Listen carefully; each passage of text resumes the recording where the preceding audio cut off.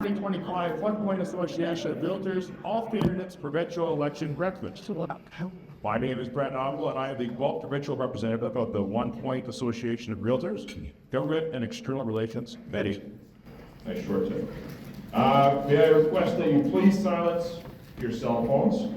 If you're not sure how, I'm sure Dustin would be more than welcome to help you with that. Yeah.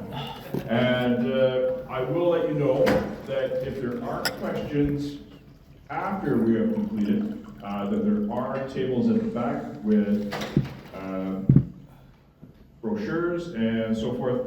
And I assume the candidates have a few seconds afterwards to answer any personal questions that people may have. Okay, wonderful. We are thrilled to welcome you all to the Guelph Delta Hotel and Conference Center for this event. And mindful that we reside on the treaty lands and territory of the Mississaugas of the Credit First Nation and the Anishinaabe peoples, we recognize that this meeting place is home to many diverse First Nations, Inuit, and Métis peoples, as it has been for thousands of years and will continue to be in the future. The gracious organizers of today's event is OnePoint. OnePoint is a newly integrated association representing realtors from 4 former real estate associations: the Guelph and District Association of Realtors, Huron-Perth Association of Realtors, Lakelands Association of Realtors, and Realtors Association of Great Bruce, Owen Sound. With almost 3,000 real estate professionals across the regions of Huron, Perth, Grey, Bruce, Wellington, Georgian Bay, Simcoe, Parry Sound, Haliburton, and Muskoka. At OnePoint, we are proud to work with elected officials from all parties to promote public policy that supports a strong and vibrant real estate market where Canadians from all walks of life can find an affordable place to call home. Before we begin, I've been speaking for 2 pages, but this is before we begin. Anyway, before we begin, I would like to acknowledge some special guests in the room. First, just joining us because he walked out on somebody else. Mayor Cam Guthrie, so thank you for joining us. And also, these folks are leaders at our association and in the community of Guelph, and they have helped make today's event possible. Jennifer Morley, President-elect. Katrina Steffler, CEO of OnePoint Association of Realtors.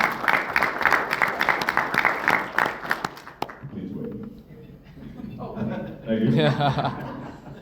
Michael Bennett, past president of the Guelph District Home Builder Association.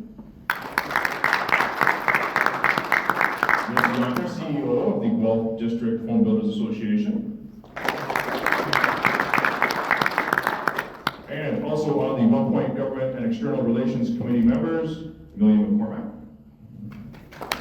Shannon Green, Justin Davis, and Sabrina Ezri.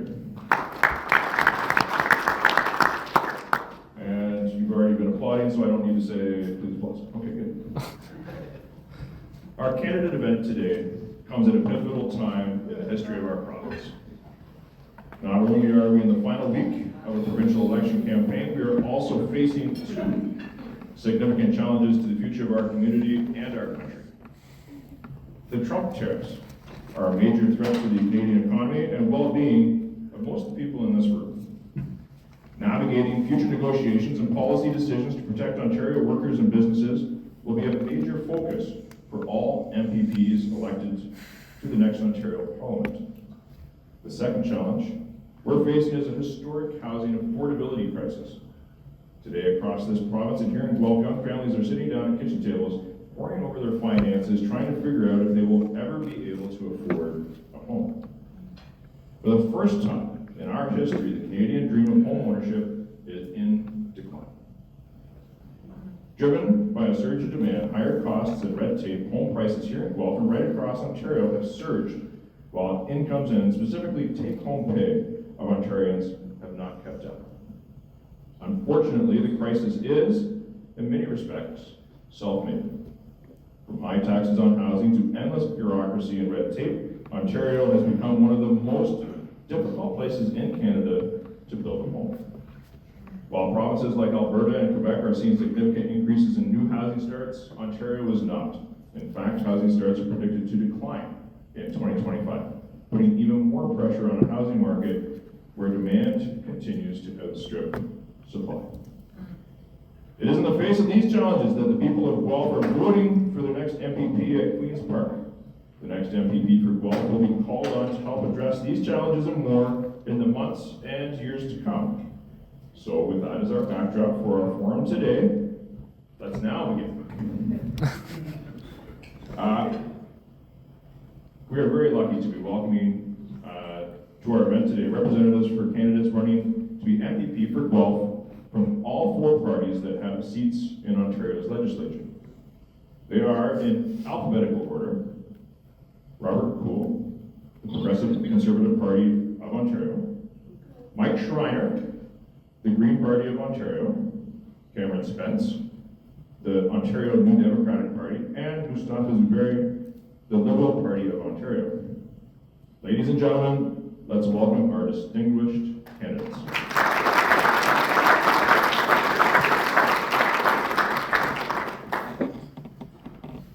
Our format today is a candidate forum, not a debate. Candidates will be given 3 minutes each to introduce themselves with an opening statement. Then we will pose some of the pre-selected questions to the candidates. Each candidate will be given 1 to 2 minutes to respond before we move on to the next candidate's response. I've been told that if they exceed the 2 minutes, we're not allowed to just start talking over them or play music, but that's okay. Candidates, please keep your responses short so we can cover as much ground today as possible in our allotted time.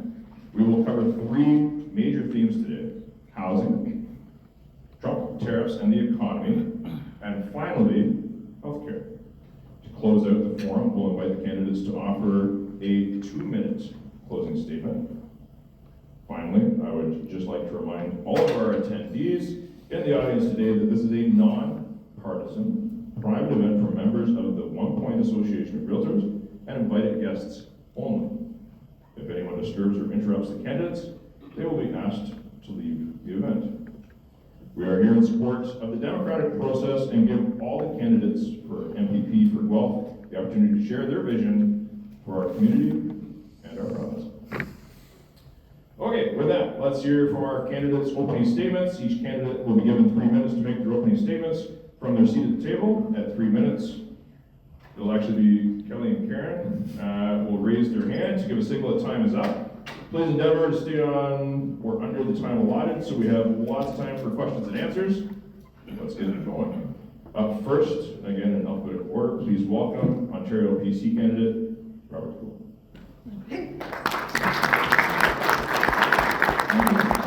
Good morning all. I am pleased to be here today to meet with you. I have been a resident of Guelph since 2012 and active in our community. I am an active member of our region and an executive member of the branch. I believe that I can make a difference because I believe in Guelph to be a place that as a member of the government, I can advocate for what we need and to make Guelph a better place to live. Next up, please welcome Ontario Green Party candidate Mike Schreiner. Good morning, everyone. Hope you all stayed up for overtime last night. That was quite the game, eh? I just want to say thank you for hosting us today, and I just want to say how much I appreciate the relationship I've had with the Guelph Industry Association of Realtors, now OnePoint, and with OREA. And in particular, one of the first things I worked on when I was elected was making improvements to the Trust in Real Estate Services Act, working cooperatively with all of you, and really fighting for tax fairness for realtors. And I wanted to say how much I appreciate the relationship we've had in helping me be a strong advocate for bold ideas to address the housing affordability crisis, whether it's the Legalize It campaign that I ran to legalize 4plexes and 4 stories as of right across the province in 6 to 11 story buildings in large urban centers along major transit and transportation corridors. That's how we need to get rid of the red tape to actually build homes. Also just want to say how much I value the role realtors play in our community. and some of the work I've done, whether it's been securing funding for permanent supportive housing to address the housing and homeless crisis that we're facing in Guelph, or funding for expanding the special care nursery at Guelph General Hospital, or the funding we received for expanding the emergency department there, to working with all of you to secure funding for expansion of long-term care homes in Guelph, and a whole host of other issues that we've worked on together as a community. And one of the things I really appreciate about realtors is just how you not only help people achieve the dream of home ownership, but just the role you play in being such advocates for our community and supporting so many fantastic community organizations. And I just want to say thank you for doing that, and thank you for inviting us to be here today. And I'm running for re-election to finish many of the things that I think we need to finish in Guelph. And I hope that I can continue to be a strong advocate and champion for this community that I love, while at the same time being able to hold government accountable. So thank you. Next up, Ontario NDP candidate Cameron Spence. Good morning, everyone. I believe that politics should be about open dialogue, public accountability, meaningful engagement with the communities we serve. Decisions about housing, affordability, economic policy should not happen behind closed doors, but in full view of the public, because these issues affect us all. We've seen what happens when politicians prioritize corporate interests over everyday Ontarians. The Greenbelt scandal was a wake-up call, one that reminded us that conservatives are who the conservatives are really working for.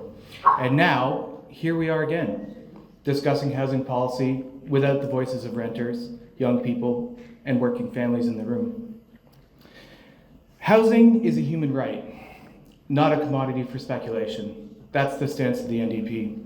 Yet under the current government, we've seen record high rents, a home ownership market out of reach for most, and a complete failure to address the crisis in affordable housing.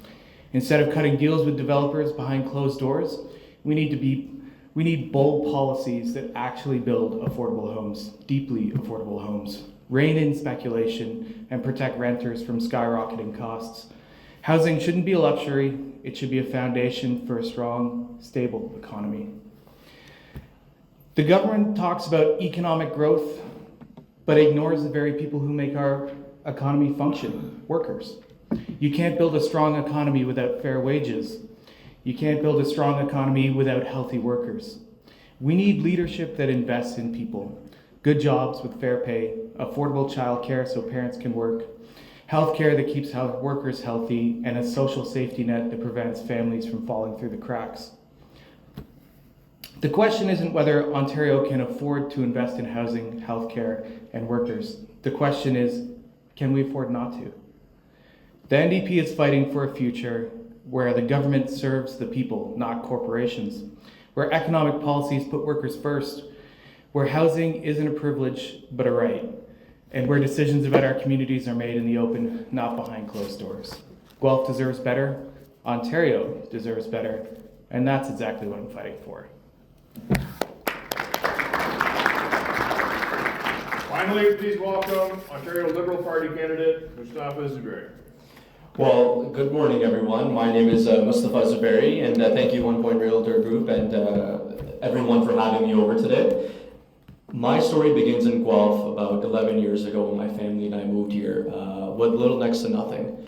And we have worked on the Canadian dream by building ourselves up, working hard, and going through school, living life as average people. And thankfully, we have got the chance of building our life here, getting an affordable home. We got it back a while back in 2018. However, things haven't been the same over the last few years. And by what that means is that we have astronomical prices for homes, for rent, education, healthcare, they're all under crisis. You know, Guelph is a resilient community that stands up for one another. I know everyone in this room has helped someone out in the past, whether that be through your career, whether that be through just out of the goodness of your heart. Guelph has given everything to my family and I, which is why I want to be standing up here as your next MPP to talk about tangible solutions that we can come together as a collective approach to help not just ourselves, but everyone in our community here in Guelph and across Ontario. So whether that be talking about affordable housing, affordable rent, quality education, quality healthcare, that's something that I'm all championing for. And I believe that if we come together as a community, and I know that we are a very well-established, resilient community that always helps one another out, if we can talk together, sit down, bring up tangible solutions, I believe that we can address affordable housing, bring back affordable rent, and at the same time fix our healthcare and education crisis as well. I'm a 24-year-old. A lot of people my age group have given up on the dream of buying a home ownership. However, we can change that. I'm a young person. I'm standing up here to be the voice for you and for everyone else to make sure that in the future we can secure affordable homes and at the same time have a brilliant future, not just for ourselves, but the future generations as well. Thank you very much.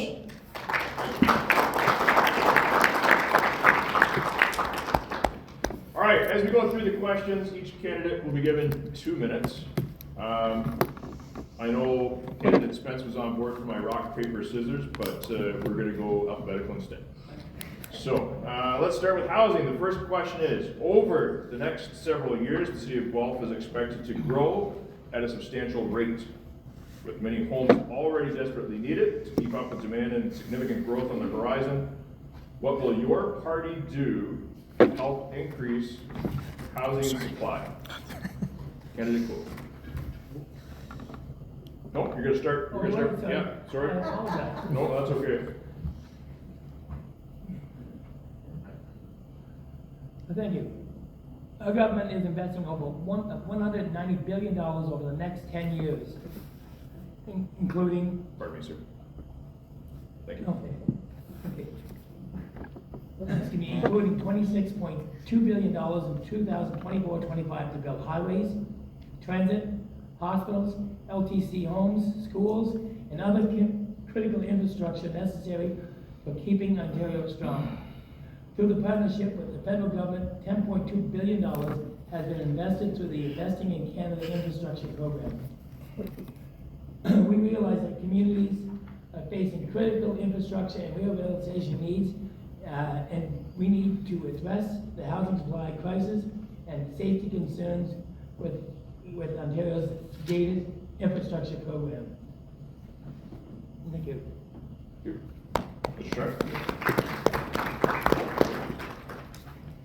Housing starts are at an all-time low. Housing costs are an all-time high.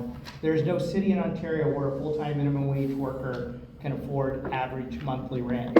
That's why I've made housing my #1 priority as an MPP and in this election campaign. And it starts with legalizing homes, removing the red tape to build 4plexes and 4 stories as of right in this province, removing the red tape to build 6 to 11 story multi-residential buildings along major transit and transportation corridors in large urban centers. That would cut development times in half and enable us to build homes where we have infrastructure in place. We've also put forward a first-time home buyers plan that would remove taxes and fees for starter homes of under 2,000 square feet built within existing urban boundaries that would save first-time homebuyers up to $150,000 on the cost of that house. And before the mayor gets concerned, we would include an affordable communities fund with a commitment of $28 billion over 4 years of stable, predictable funding for municipal infrastructure, so we can unlock housing affordability. Because one of the challenges we face here in Guelph is how many of your projects have a hold on them? Because we don't actually have the infrastructure. We have to fund it, and it has to be stable and predictable funding. We would also bring in protections for renters. And we would get government back into building deeply affordable housing again. 93% of the deeply affordable homes built in the province of Ontario were built before 1995. We have to look at the Scotia Bank plan that says we need 250,000 nonprofit and co-op homes built in Ontario in the next decade, including 60,000 permanent supportive homes of wraparound mental health and addiction supports to move people out of encampments into housing. Guelph's been more successful than almost any other riding in the province in doing this, but we have more to do.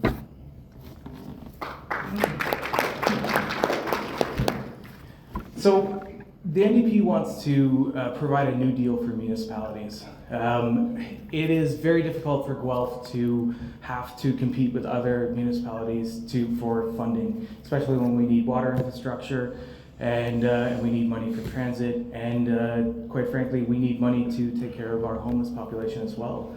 So the NDP is going to provide 50% net operating costs for transit. We're going to provide 60,000 supportive homes for homeless people using a housing first policy. Will allow and cover shelter costs, and will allow the local municipality to run that because we know Guelph best.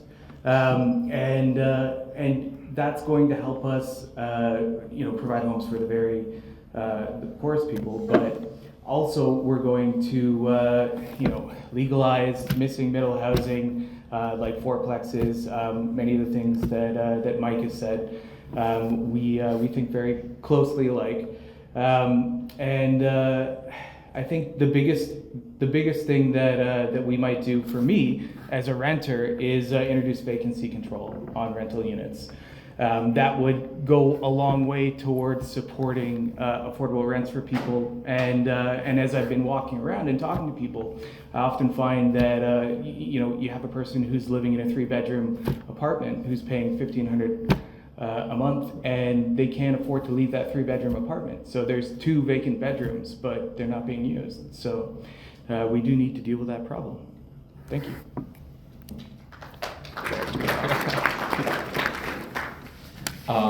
Let's be realistic.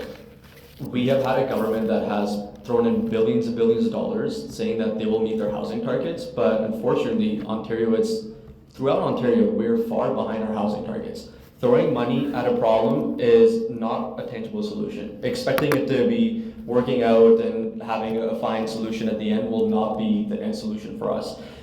When we talk about co-op and social housing, I know my colleagues here mentioned building 300,000 co-op housing to 60,000 co-op housing. I mean, that sounds great, but is that the only realistic solutions that we should be looking at? Who's going to be paying for that? Where is the money coming from? However, we have a tangible solution for that, which results in cutting taxes, because that, I believe, will really help us out in the short and long term, which means that we will be bringing in the elimination of the Ontario land transfer tax, which will help, first-time home buyers, seniors downsizing, and nonprofit builders save about $13,500 of the purchase of a new home for families looking to buy a new home. We will be looking at get more co-op and rental housing, but that wouldn't be our main target. We need to look at other ways too. For people who rent, I know Cameron rents, I know a lot of my friends rent across the city, rental prices have gone through the roof. Bringing in phase-in rental control, we'll be bringing that back so that landlords aren't taking the advantage of raising rental prices through the roof. We will also be looking at fixing landlord and tenant backlogs and resolve disputes within 2 months of when they start. I know that there's always 2 sides to the story for both renters and landlords, which is why we'll be looking at this as a collective approach. If we bring in these tangible solutions, we will be saving a lot of money from the cost of buying a new home, and at the same time helping out people who rent and have this done together. Because if we bring these in, we will see prices drop go down like they were, we haven't seen before. So thank you, and I believe that having these solutions will be a great initiative from the start. Thank you. Question 2, and it's still on the topic of housing. Development charges have become a major barrier to building affordable homes in Ontario in recent years. Today, nearly 36% of the final purchase cost of a home in the province goes to government in the form of taxes and fees. If elected, what would you pursue to help lower the tax burden on Ontario homes? And we'll do it in reverse order, if I may. I mean, it's funny because being the last person, you gotta be first and last. So, like I mentioned in my previous answer, that we will be looking at reducing taxes on the construction of new homes, buying new homes. Number 1, we will be looking at removing the HST off of home and heating hydro bills. That will be beneficial for a lot of people who pay their monthly bills. That's 15% reducted of your monthly bill just to pay for your heating and hydro. On top of that, we will be eliminating development charges on homes under 3,000 square feet. In Guelph, if you look at the total tax reductions, that comes up to $57,000 cut off from purchasing a new home. This will encourage the construction of smaller homes and more affordable homes as well. Together, if we cut the land transfer tax, that lowers the cost of a new home by $70,000. This is massive reductions that we can see here in Guelph. These are real, tangible solutions that will help families who are looking to buy their first home. This is a great incentive for them. $70,000 is a big deal to a lot of people. Me being a young person, we have given up on the ownership of buying a home, but with me and our Liberal government being in power in the next term, we can fix that. We can bring these tangible solutions in within the first term. We will see these real results kicking in. And on top of that, we have a Create Better Communities Fund to compensate municipality for lost DC revenues. If we have all these things as a collective approach, we will see drastic measures and drastic drops in home prices as well. Thank you.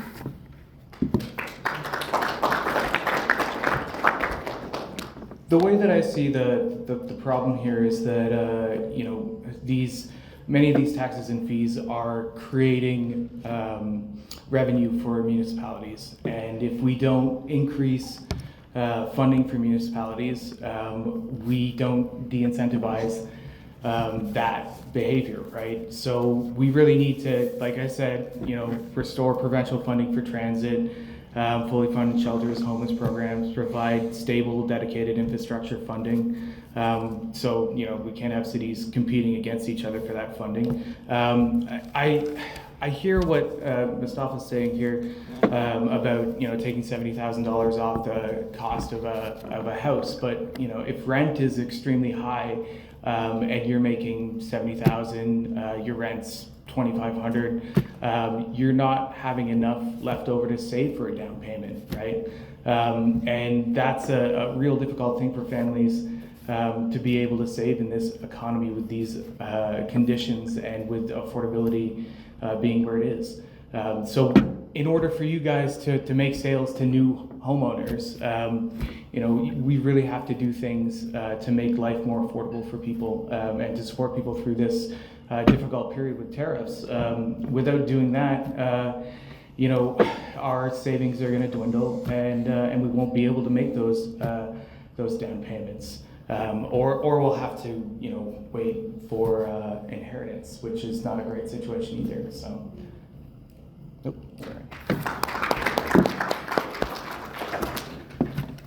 Yeah, one of the reasons I'm so passionate on this particular question is I have a 25-year-old, 19-year-old daughter, wondering if they'll ever be able to afford a home.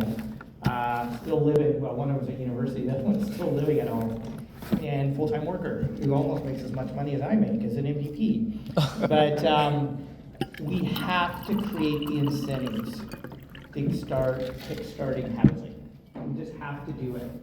And that is exactly why the Ontario Greens are saying remove the land transfer tax and remove development charges for homes under 2,000 square feet built within existing urban boundaries, because we have to start incentivizing starter homes again. We just have been failing to do that. But we can't then transfer that burden on the backs of property taxpayers. We're seeing double-digit property tax increases in many municipalities across this province, which is creating additional affordability challenges. That's why we've proposed an Affordable Communities Fund that provides stable, predictable funding for municipal infrastructure. No more like, we gotta apply, it's just have it there, 4 years, $20 billion, and an additional 4 years, $8 billion, for a total of $28 billion to make sure that infrastructure is climate resilient.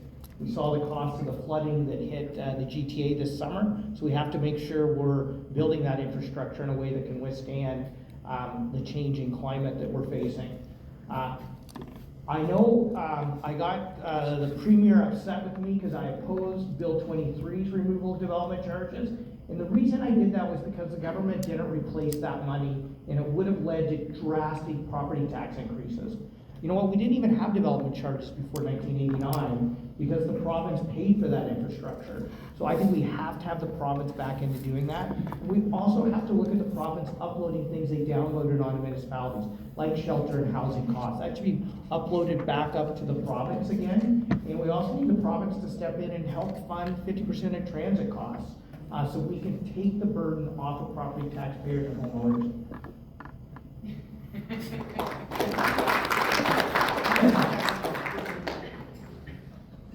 Since the early 2000s, the infrastructure and bureaucracy has added miles of red tape and taxes to owning a home in Ontario. Since the government was elected in 2018, we have cut over 500 pieces of red tape towards buying that dream home.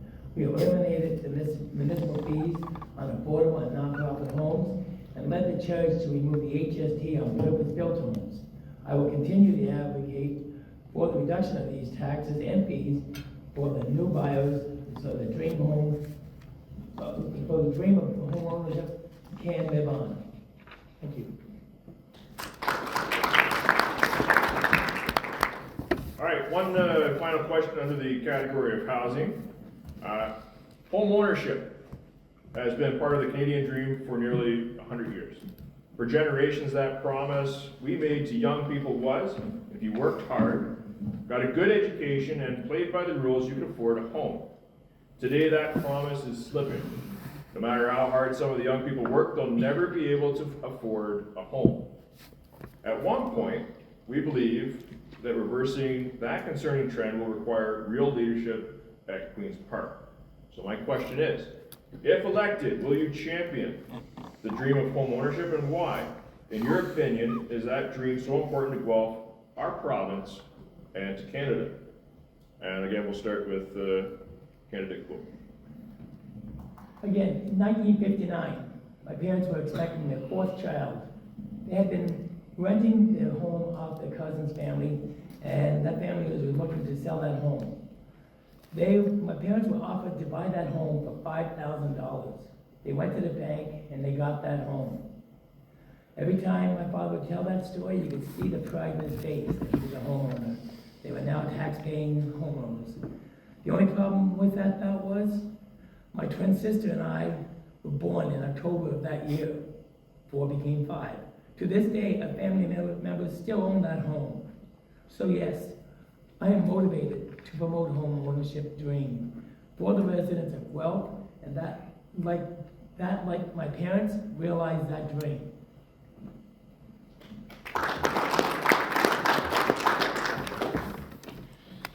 So let's have an honest conversation here. Housing starts are up in most provinces in the country.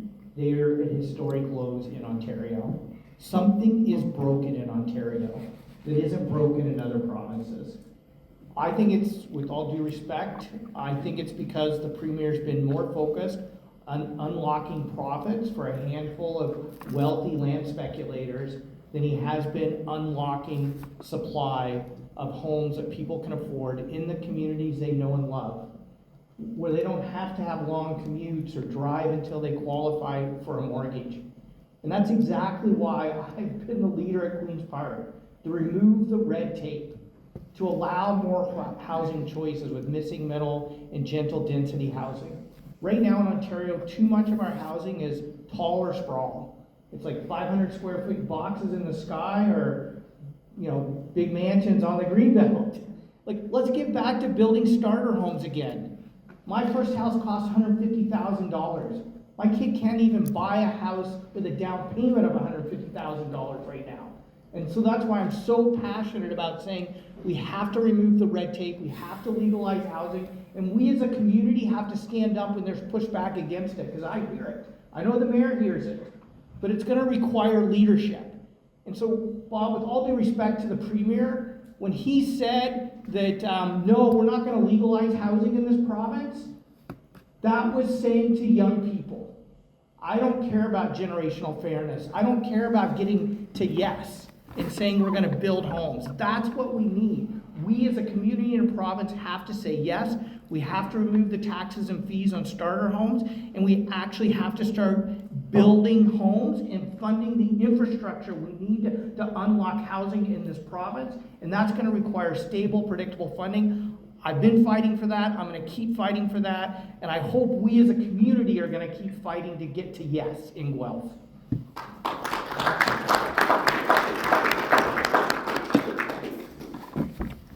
Perhaps up here, we've got a bit of an age divide here, right? 1959 houses cost, adjusted for now, at 4 or 5 times as much, right? Compared to the wages at the time, you could pay a house off that was $5,000. It's not something that's happening right now. There's perhaps nobody who will fight harder for this than myself. Someone who has, dropped out of high school, ended up going to the London School of Economics and to King's College, getting a PhD, come back here and have to take care of my family, work at Polycon at well.ca. And my dream still is to have a house for my 6-year-old child, right? But it's hard to see that as a reality. I have to get real creative in finding that path there. But I'm not alone. There are plenty of Ontarians in the same situation as me. And it's very difficult to see housing that is commodified and has become a vehicle for investment, to see small-time landlords getting into to managing property that they aren't prepared to do or don't understand the regulations around it.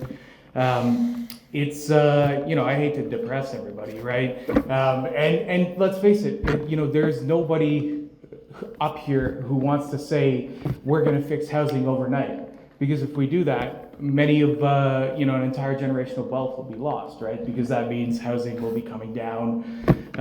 So there's no quick fixes to this, right? We have to be creative. We have to look at what other people are doing. We've done big things like this before. We've done big housing projects before. In the 50s and the 60s, we've done that. And I think we can achieve that now. And we need to. Otherwise, that dream is gone.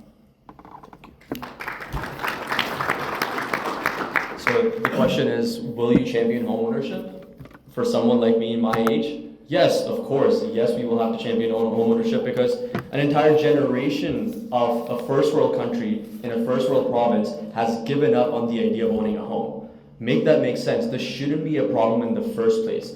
I shouldn't be up here trying to advocate for a whole community out here looking for affordable housing. So for me, this is a really important topic, because this is something that I face at a personal level. I know a lot of people do here as well.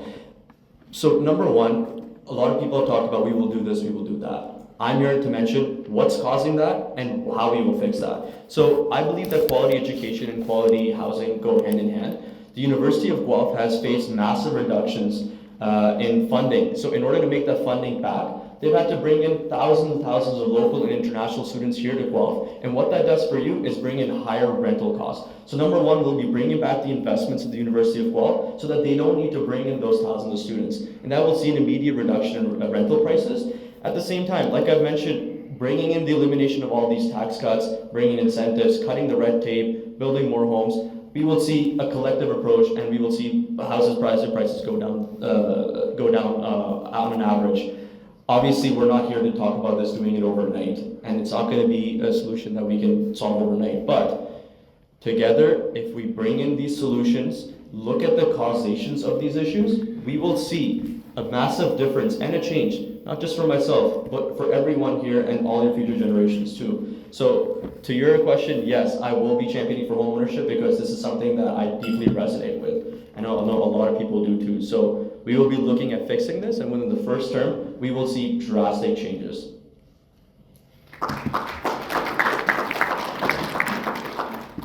Thank you, candidates.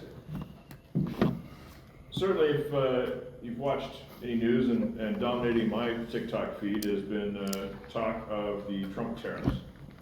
Major threat to the Canadian economy and to jobs and prosperity here in Guelph. If the tariffs go ahead, many businesses and workers will face very hard times This crisis has also shone a light on the need of our country to be more productive and competitive economy. So this next question has two parts, if I may. We'll give candidates 3 minutes, as it has two parts. First, what would your party do to help Ontario weather the Trump tariff storm? And as MPP for Guelph, how would you stand up for our community? Second, how would your party help build a more resilient and competitive provincial economy? Again, we'll start with candidate himself, please. So 100% we will be advocating for a Team Canada approach, and that will be with federal, municipal, and provincial partners. We need to do this together. Unfortunately, it's a sad reality how our biggest ally is out here stabbing us in the back. None of us expected this, but unfortunately this is the reality now, and we need to step up and do this together. With Ontario, we will be bringing a backstop on Ontario businesses with a Fight Back Tariff Fund, which will give them access to lower than market interest rates, which will help them out a lot on saving a monthly cost on interest. It will be a game changer for a lot of small businesses that are just trying to get by. Offer bonuses to Canadian doctors and nurses to return back home. Come over here, practice over here. This is where we need to have local talent and business to be growing. And what better time to be bringing them back now from the US and the UK. We need to help individuals with a middle tax cut and remove the HST from home and heating hydro bills. I believe I mentioned that earlier. This will help people save a cost from skyrocketing prices. We don't know how much we will be looking at in terms of price increases after the tariffs come in. So we need to be absolutely ready for that. Give incentives for people to be saving every dollar that they can in their pocket in the times of hardships that we'll be facing.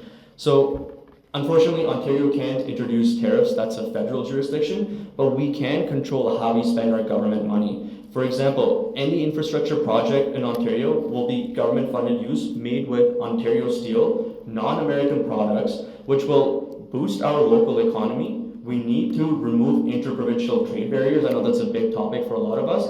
That will help Canadians trade from coast to coast to coast, help us save on cost, boost local economies, and help people buy Canadian local products. Guelph is one of the largest employer for the auto sector, Linamar being one of them. So as Guelph's MPP, I'll be a strong advocate in helping diversify some of these industries to help them get by, get them the introduction in newer markets, because a lot of us trade with the United States mainly, but we need to look at other partners. So we'll be advocating for that with the federal government to look at new partners. And this will be able to bring in some short-term and long-term changes, which will be good to fight against the tariffs. Unfortunately, it's a situation that we're in now, but we need to fight this together.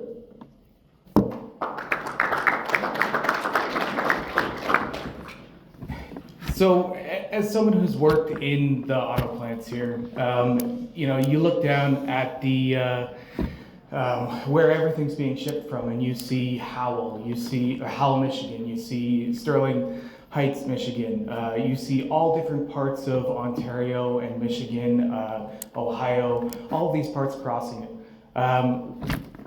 We're going to be in very difficult and dire straits if our auto industry is affected by this, especially Guelph. We're one of the cities that's going to be most affected. And we need to remember who runs the economy, right? It's workers. It's the guys at the plant who are working. They're the ones that are going to run the economy. They're also the ones that are going to hurt the most, right? These are people who live paycheck to paycheck, and it's very difficult. So we need to take care of them, right? We need to make sure, in order to have a healthy economy, we need healthy workers. We need education to create those workers, but we also need to have other jobs that we can pivot to if things get really bad. But part of building a more resilient and competitive economy is having the ability to look beyond 4-year terms, right? We often get, especially in Ontario, get into a situation where people will throw out a 10-year plan and they'll do 4 years of it, and the next party will come and wipe that out. We need to look further into the future. We need to be investing in advanced manufacturing, in green technology, support sustainable, high-quality jobs in Ontario. We really need to get into funding, our universities better, so that we can make the innovations to build better things. We really need to be working with companies to ensure fair wages and job security for folks. These same factories have about 20% laborers from contract companies like Randstad, and it's very hard to get a full-time job in them. I saw that the Conservative government had given $100 million to Linamar, and at the same time Linamar is selling one of their plants in Welland. It's difficult to watch the money flow in and the jobs flow out, and we've seen that in Guelph. And it's something that we need to be more wary about when we're building more resilient and competitive economy. How do we keep those jobs here? How do we tie funding for these companies to the jobs and to create better paying long-term jobs for people in Guelph? Thank you.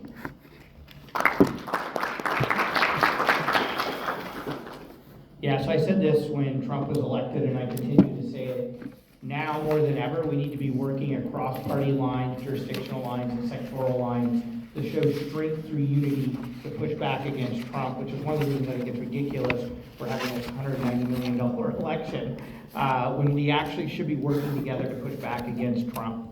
Now that we're in this situation, we have to implement a investment tax credit to unlock the investment that's frozen right now. Talked to numerous business leaders here in Guelph. We're not making any investments in job creation right now because of the uncertainty. So let's have a tax credit to help incentivize unlocking that. We need to remove interprovincial trade barriers. We actually have free trade in Canada if we want free trade with other countries. We need to start diversifying our trading partners. We need to make sure that the workers and the businesses that are most trade exposed receive support. And here in Guelph, we got to realize on a per capita basis, we're the 4th most exposed community in the country to tariffs. Mainly because of our auto sector, but also because of the ag sector as well, which is why now more than ever, we have to permanently protect prime farmland in the province of Ontario to maintain our food security, our food sovereignty, and defend our $50 billion food and farming economy that creates over 875,000 jobs in this province, which is directly threatened by tariffs. And finally, we know there's going to be ripple effects in the economy. So even if you're not directly affected by the tariffs, a lot of small businesses are going to be affected because of the economic implications of the tariffs. That's why I've been calling for lowering payroll taxes on small businesses by raising the employer health tax exemption so small businesses can hire more workers and pay those workers better wages before they start paying payroll taxes on those workers. Those are the kinds of incentives we need to unlock economic investment and make sure we defend Canadian workers, Canadian jobs, and Canadian companies.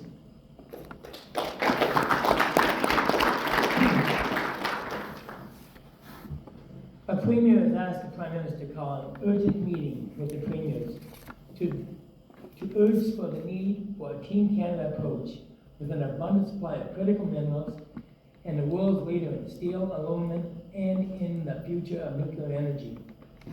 Ontario is positioned to support the U.S. economic and security objectives, and as the NDP well, I will stand up and support any necessary measures to keep our city strong. This is my home, our home, and I will fight to protect it. Even as a province, we are the U.S.'s 3rd largest trading partner. I will continue to advocate for a strong balance of economic benefits for Ontario and the 17 U.S. states as the #1 export destination and the 11 more as the #2 export destination. We must find new export partners to trade with if the tariff threats persist. They need our products as much as we need them.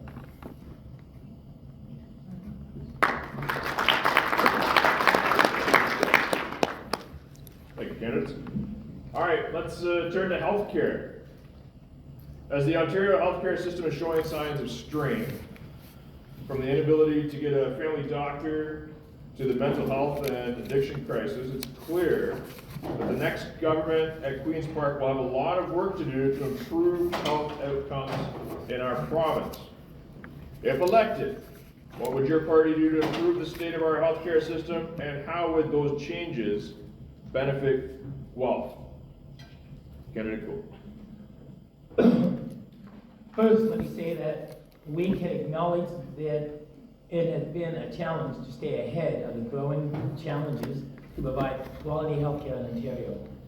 Our healthcare spending is at an all-time high, $85 billion, up from $60 billion in 2017-18. We have added 3,500 hospital beds, adding 50 new hospital projects to add 3,000 more beds and $330 million to pediatric care. Since 2018, over 100,000 new nurses and 5,000 new doctors have registered to work in Ontario.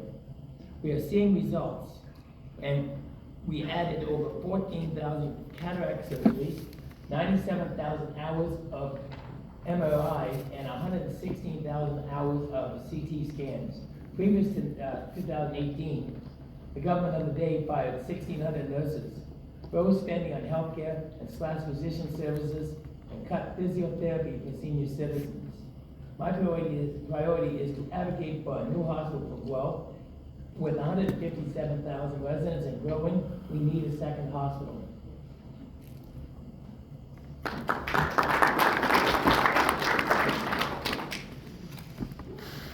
So we have 2.5 million people in Ontario without access to a family doctor, and that's likely going to increase to 5 million with impending retirements.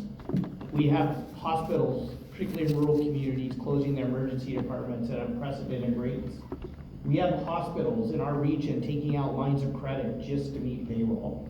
And so the reality is Ontario is dead last in per capita funding for healthcare in the entire country. It would take an additional $12 billion of investment just to move Ontario to the Canadian average. And I'm not here to say money's going to solve all the problems, but if you don't invest in it, you're not going to get quality care. Just like if you don't invest in your business, you're not going to have a successful business. With all due respect, the Ford government has just failed to prioritize healthcare. The attack on healthcare workers in particular has led to numerous nurses, technicians, and other frontline healthcare workers, PSWs, to leave the profession. How insulting was it to say, hey, you know what, you're not going to get a pay raise through unconstitutional legislation at a time when those folks are going in on the front lines during the pandemic and working in incredibly difficult situations. That has to change. Locally, I agree with Bob. Our number one priority needs to be a new hospital. I've worked hard to secure funding to put some Band-Aids on our existing hospitals. We've been able to increase the special care nursery. We've received funding, the shovels are in the ground to expand the emergency department. But the reality is that's just to get us through to a new hospital. We have a hospital built for a population of 70,000 and we're up to 140,000. So that's going to be my number one priority locally. But if we don't pay staff properly, that new hospital isn't going to be staffed. If we don't start having pay equity across all healthcare sectors, we're not going to be able to recruit staff to long-term care, to home and community care, and those parts of our healthcare sector which are vitally important to taking pressure off of that new hospital that we want to build.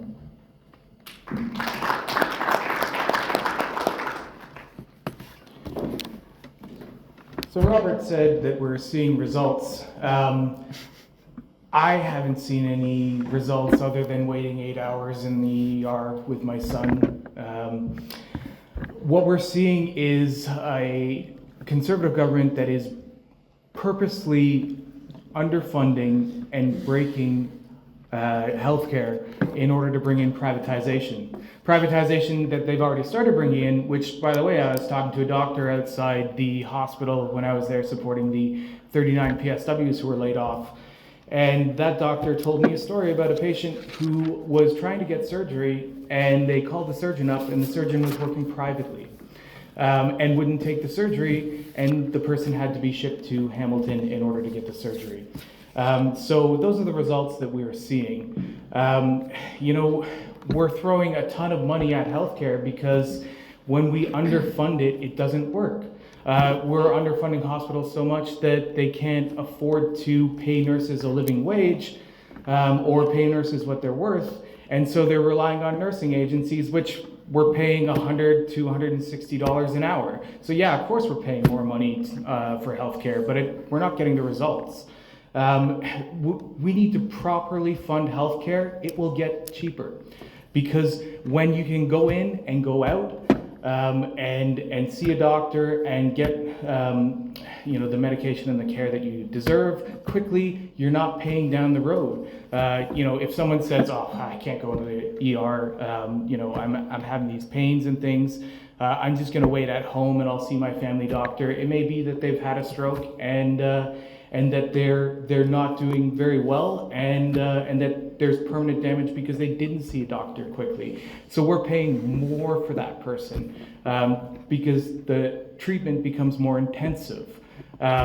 If we continue to underfund healthcare, it will continue to cost us an arm and a leg, hopefully not literally, but there has to be some sensible policy put in place, and the Conservative government and, quite frankly, the Liberals don't have it.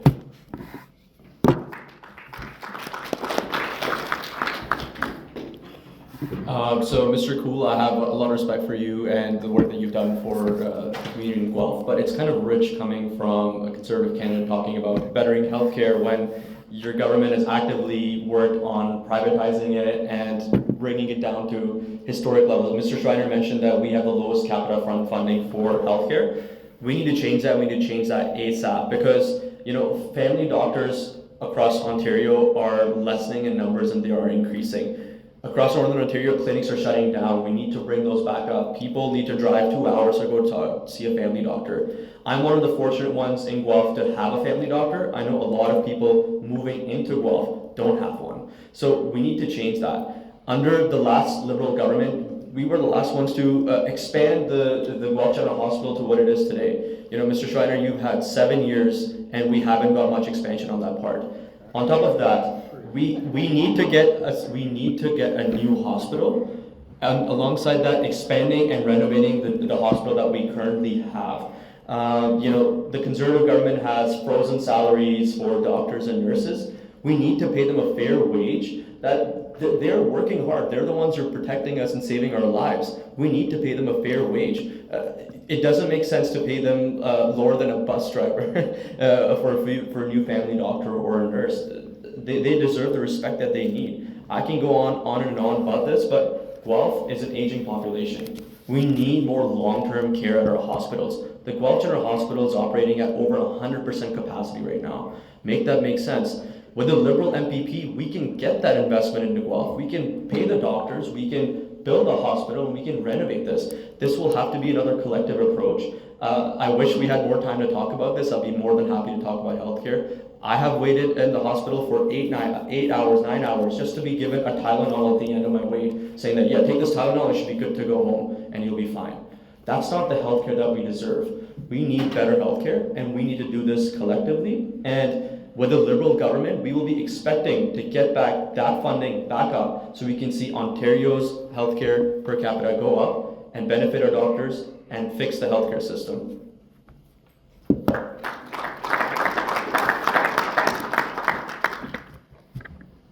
Thank you, candidates. Let's move to closing statements now.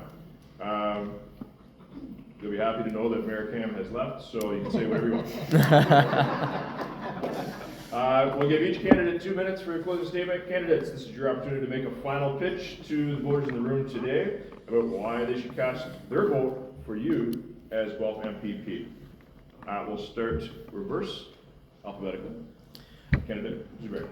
Perfect. So thank you all for coming out today, folks.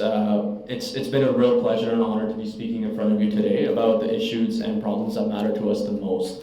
I have some friends who are real estate agents as well, and firsthand I can tell you how much respect I have for the work you put in through rain, snow, sunshine. You're always there to help, help people achieve the ownership of owning or the dream of owning a home. Along with that, we have discussed a bunch of issues that matter to us firsthand. I know a lot of us have talked about housing, healthcare, education, transit, so on and so forth. If we go out and voice our opinions by voting, that can change a lot of things. We talk about the lack of investments and funding coming into Guelph. I want to champion for that. I want to champion Team Guelph over Team Liberal. I want to be your voice at Queen's Park. If you give someone like me the chance who's young, ambitious, knows the community, knows what people my age and at different ages are going through, we need someone who can be your voice in Parliament. So currently we are in voting now. If you go and vote, the choice is yours. If you don't, the choice is theirs. Unfortunately, we have very limited time. We need the critical investments coming into Guelph, which is extremely important. That will help us fix our housing, our healthcare, bring in better transit. Our streets need help. Our infrastructure needs help. We need to build better highways. We need to have this done collectively. We need to fight against the Trump tariffs. If we do this united and have a young, ambitious person, someone who's been here for half their life and knows the issues in and out and how to fix them, we can get this done. So, with that being said, we all need to go out and vote. And having a Liberal MPP will be critical in bringing that funding back into Guelph, which is really needed. And I thank you all for coming out today. We're looking to have a good turnout for this election. And yeah, happy voting. Thank you all for coming.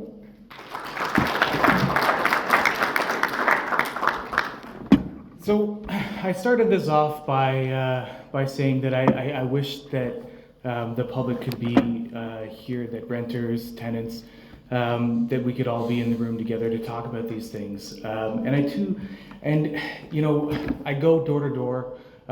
It's cold. That's the main takeaway that I've had from it. But you know what? Also, I'm hearing is that we have a problem in politics, right? A lot of young voices are telling me I'm disengaged. I don't want to deal with this. I don't want to listen to these people. You know, they tell me all of these things are going to happen. None of them happen, and they're disengaged, right? And they're also facing lots of disinformation as well. You know, it's very easy to see how people might take this meeting the wrong way. You know, we're here talking about the housing crisis with realtors and with politicians, and there's power in the room, and the general public doesn't know what's going on in here, and it leaves it open to speculation, right? It's something that we should try and reinforce transparency and accountability. You know, I understand the work that you do is very difficult. It's emotional labor, right? Every day, it doesn't matter what happens at your house.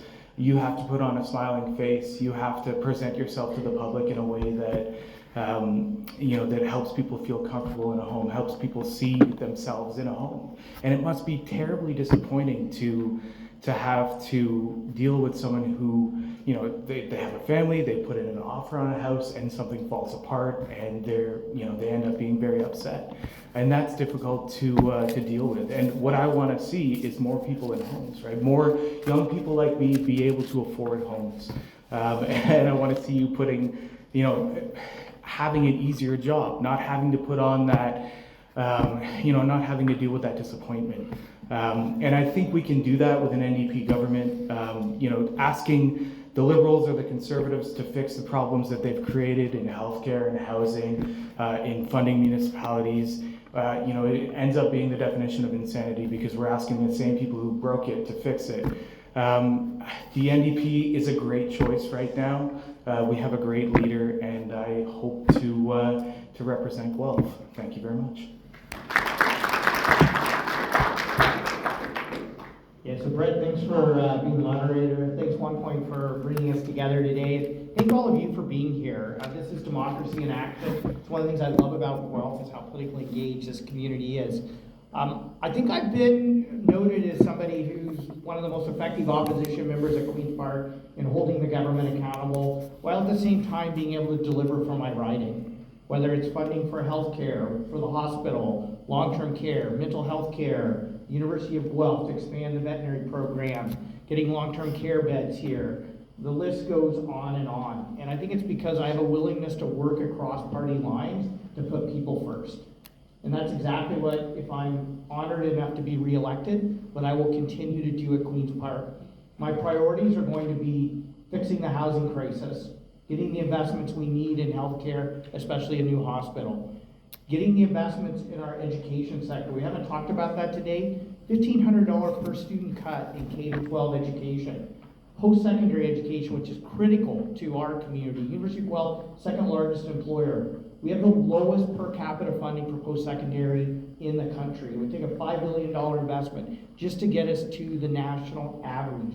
That means programs at Conestoga are being cut. That means programs are being reviewed at the University of Guelph. We want to talk about competitiveness.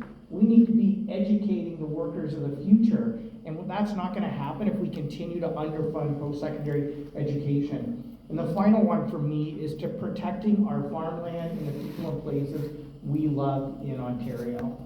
We can build homes that people can afford in the communities they know and love without paving over our farmlands and our wetlands and the nature that protects us from unsafe weather events fueled by the climate crisis.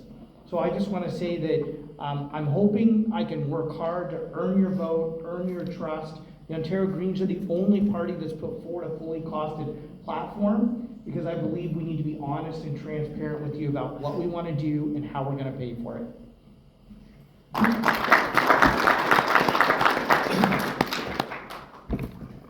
Today I'm addressing you as a resident who is a candidate to represent you, the residents of Guelph, in the provincial legislature. I believe that I can do this because over the past 12 years, I have seen what can be done if you have a voice that will advocate for Guelph. As a resident, I care about what happens here. We need to stand up and support each other and work together to make Guelph stronger and better. I will be your voice at Queen's Park, and I will work on your behalf to get it done. And we need a seat at the table, and I want to thank you for this opportunity to address you today. Thank you.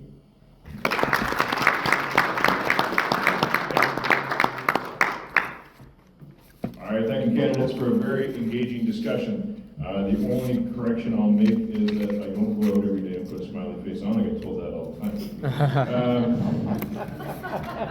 It is not easy to step forward and put your name on the ballot in an election. You are all doing a great service to our community and to the democratic process in our province. So thank you very, very much.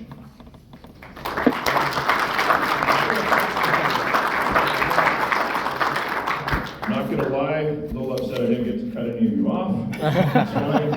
As we conclude our event today, I would like to remind you to get out and vote Thursday, February 27th. If anyone doesn't have their voter registration cards yet, I'm sure that any of the tables in the back can help direct you on the early voting centers in your riding area and how to vote. Voting locations will be open at 9 a.m. and stay open until 9 p.m. But again, early voting. Yeah, in terms of more information on the website. In closing, thank you to the amazing Guelph Delta Hotel team for their hospitality and 2 microphones. And to the outstanding staff team, Kelly and Karen, thank you.